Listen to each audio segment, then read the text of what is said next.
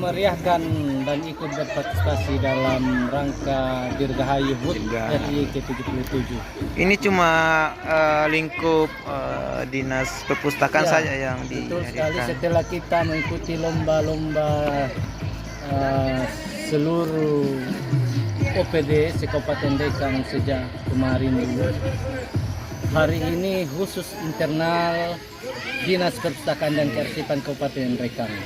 Ini untuk di samping memeriahkan HUT RI, kaitannya juga ada di situ kekompakan, semangat, persaudaraan dan hiburan. Hiburan.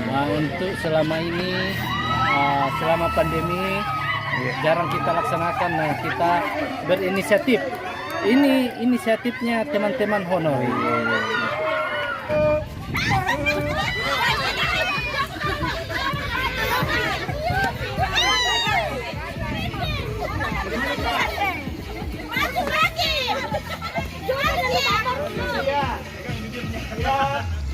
Satu, dua, play.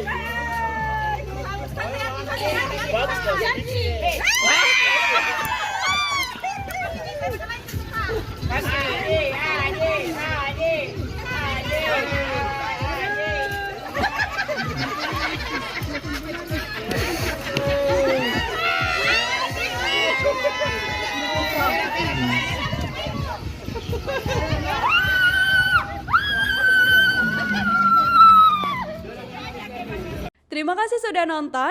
Jangan lupa like, subscribe, dan share ya.